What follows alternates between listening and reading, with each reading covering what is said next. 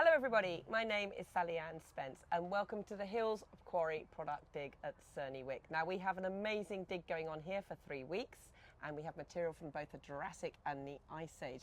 We've got a whole load of different students and other participants taking part in the dig, and we've also got various experts coming along too. And one of those is with me now. This is Professor Dave Martill. Hello. Hi, I'm an emeritus professor at the University of Portsmouth. At the University of Portsmouth? Yeah. Oh, and what are you doing there? Okay, so I teach paleontology and some of my students are on this dig with us today. They certainly are. They certainly are. I think they're very pleased to see you. In fact, we were having an interview with one of your students earlier. So please go back through the videos and you will see. We're not going to tell you what this is about though, because it's related to what Dave's going to tell us. It is indeed. Dave, so it was good seeing that student again, because I hadn't seen him for a couple of years. That was Kyle, wasn't it? It was Kyle, and he's very excited about his find. So well, he should need be. to watch He it. should be. Right, what have we got here then? You've brought something up to show us. Okay, well I've actually brought 2 ammonites that the students have found. I was really pleased to see that they were finding fossils. It's always good when you go on a dig and you do find fossils, because believe me, you can go on digs and not find many fossils, or even occasionally find no fossils at all. And they are finding loads, both from the Jurassic and from the Ice Age. They're finding mammoth bones and ammonites. Now, I love ammonites. Everybody loves ammonites, I think, because they're the curly whirly fossils. That is very iconic. And isn't it? the reason I've chosen ammonites is because ammonites are really, really important fossils. And these two demonstrate fantastic differences between different types of ammonites, different species, different genera, different families of ammonites. Look how fat this one is. Now, you can't even see the spiral because it's buried deep in this hole here. So this is a big fat ammonite from the same layer as this really skinny ammonite. Now this one you can see, because it's so flat, you can see all of the whorls. This ammonite has the same whorls, but they're all hidden inside there. You've got to dig that out to see the whorls. And these ammonites, they're easy to identify because of these extremes of shape. Now, if you were down in the very bottom of the Jurassic, you'd find a whole load of ammonites different from these. You get to the middle of the Jurassic, these are from the middle Jurassic. You get these types of ammonites, and if you went into the upper Jurassic, even more, and some giant ones as well, where they're almost a metre across. And as you go into the Cretaceous, ammonites change again. And some of them don't look like this. Some of them uncoil, some of them are straight, some of them they're the ones called heteromorphs. Okay, Yeah. all right. We can use this morphology to date the rocks. Now, because these are very distinctive rocks, an ammonite expert will say this is typical of the lower Colovian. We know that the Kelloways beds that we're digging in here are lower Colovian, and we know that that is about 160, 165 million years ago. So these fossils have allowed us to put a date on those strata that we're digging in underneath the Ice Age. Oh, I see. So they're like a key species. Yeah, then they are, for that. and we call them zone fossils. Zone Or fossils. biozone fossils. This one's particularly good. I like this one because as I was sort of turning it around, I happened to notice that Well, we'll get the camera in. you see Hang this on. sort of textured pattern here. This is a trace fossil called chondrites, Right. and this is made by an organism that, while this ammonite was buried, this was burrowing its way through the sand. Can you see it? There's these little things here. This little pattern here. This is chondrites. It's a tiny little animal that was burrowing through the sand. And also this one, ammonites have got a part of the shell where they live called the body chamber, and that's all of this bit. And then the bit that makes the spiral in here is chambered like a nautilus. And you can just see this beautiful pattern, almost fern-like in here. And these are the septa that divide it up into chambers.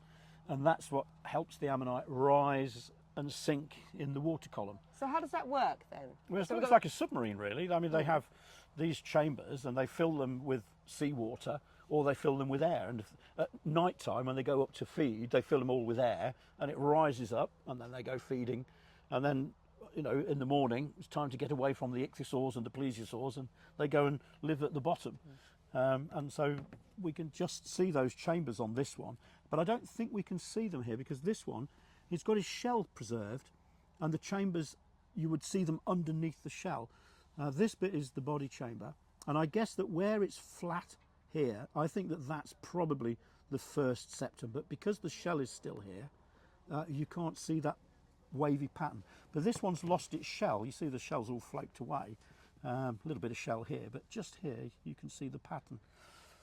So, and also what's kind of nice about these ones is that where the shell is preserved, it's still white, and this is the mineral aragonite.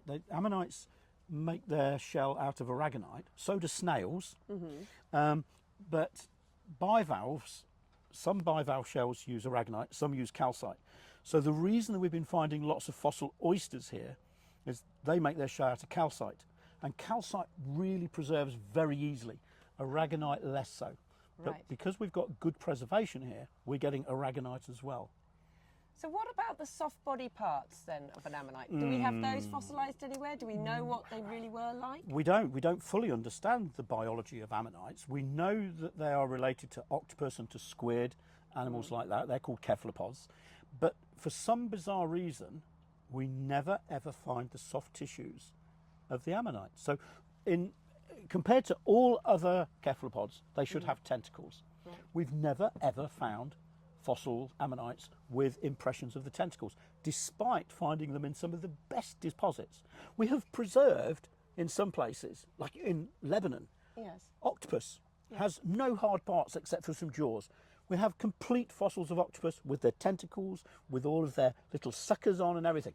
With these, never. And the Mesozoic period, when these dominated the oceans, extends from the Triassic, the Jurassic, the Cretaceous, and all during that time there are some exceptional deposits with beautiful ammonites, with iridescent shells, but never ever the soft tissues, which makes you think, why or why not? Have you got any personal theory on that? Well, I mean, you could sort of take an extreme view and says that these didn't have soft tissues, that there was no ammonite living in there. The animal was doing something else, and these were egg cases or something ridiculous like that. But I mean, it's just one of these weird flukes of fossilisation. There may be something bizarre about the chemistry of their body fluids that prevented them ever from preserving. We have soft squids. You can find fossil squids and fossil octopus and things. And we also have ammonite eggs. Oh, we do, in the Etches collection. Yes. Down in Cambridge. In Dorset. So well worth visiting. If you get the chance, go down to the Etches Collection Museum. It's amazing and just has the most incredible specimens. It has beautiful ammonites. Steve's found some beautiful ammonites, but he's also found beautiful everything else as well from the Jurassic Sea. So yeah, do go down there. We did look at some of those eggs under the electron microscope, and you can actually see the very first, what they call the protoconch of the ammonite inside the shell. That is incredible. So that's definitely they are ammonite eggs then. I don't think there's any doubt about it. I mean, what else could they be? But they are very, very, very rare. Very rare indeed. Well, I think we've talked about the ammonites. Now I'm going to just jump slightly because you have a bit of a passion for pterodactyls. Yes, I mean, I love ammonites. I mean, I'm fascinated. These are the sorts of things, if I find one now, it doesn't go into a scientific collection, it goes onto the mantelpiece because it looks pretty, right? But when I was first studying for my PhD, I worked on every fossil from the Oxford clay. It didn't matter what it was, whether it was a pliosaur or plesiosaur, an ichthyosaur, or an ammonite, or some microscopic little ostracod that I'd found in a residue. I was interested in the entire biota, the entire assemblage. And then I met a guy called David Unwin who was working on pterodactyls, and he asked me to sort of join him with some work. And in the end, I got sort of dragged away from this thing, and I ended up stopping work on pterodactyls. But the great thing is that the formation where we're getting these ammonites from has yielded very, very, very rare pterodactyl bones. There are just a few, and the Etches collection has also got quite a lot of this. So I've been down to the Etches collection quite a few times to work on his pterodactyls, of which some of them are really quite amazing. But they are very much a terrestrial and an airborne creature. Yeah, but so would there be the odd accident or something? Yeah, I mean, the thing is, don't rule out that, I mean, if they could fly over the sea, then equally they could presumably pick up the odd bit of food off of the sea as well. So it's difficult to try to work out exactly what their ecology is, and you have to be a little bit careful comparing them with birds. But they fly like birds, so they have the range that birds could have. They have beaks that are quite variable but you can find comparable bird beaks. So lots of pterodactyls have no teeth. Birds have no teeth. Some pterodactyls have long, thin, pointy beaks like herons. Yes. You kind of think that maybe they're doing the same thing as herons. Some of them have tiny little teeth, so small that they are comparable to those little serrations on a duck. And then there's one pterosaur from South America which has teeth that, and it's appropriate to talk about it here at Cerney Wick, its teeth are longer than a mammoth in relative terms. Okay. So right. the teeth on an animal called pterodaustro are about 10 centimetres long, but they're less than a millimetre wide. So if you take a mammoth tusk at a few metres long, but then you measure the width, Yes. this tooth from pterodaustro is longer than the mammoth tusk. And they were filter feeding. And lots of birds kind of filter feed, like flamingos and things. Yeah. So we would not be surprised to find pterosaur bones in with some of these fossils, but they are phenomenally rare. I mean, 100 or more years of collecting in the Oxford clays only yielded 4 specimens. All right. Okay. And Steve Etches from the Kimmeridge clay, again, the same length of time, 150 years of clay. Not by Steve, he's not over 150 yet. But he, devoting his life to the Kimmeridge clay, has found 10 or 15 bones of pterosaurs. He's not found hundreds of bones, whereas he has found thousands of ammonites. Right. Yeah? So they are incredibly rare.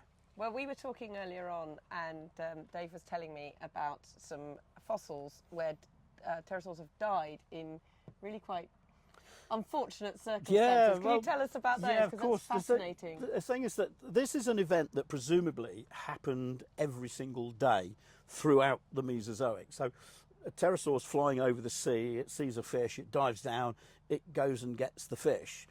But another fish, a bigger fish, down at depth also sees a fish and thinks, well, I'm going to have that fish. And it's one of those things that the pterosaur is coming from here, the big fish is coming from here, and the two meet. And the little fish presumably gets away, and then the pterosaur and the big fish get tangled up. The big fish has got a long pointy snout, it's called Aspidorhynchus, and it punctures the wing membrane of the pterosaur. It's got these big teeth that get hooked on it, and the two go down together.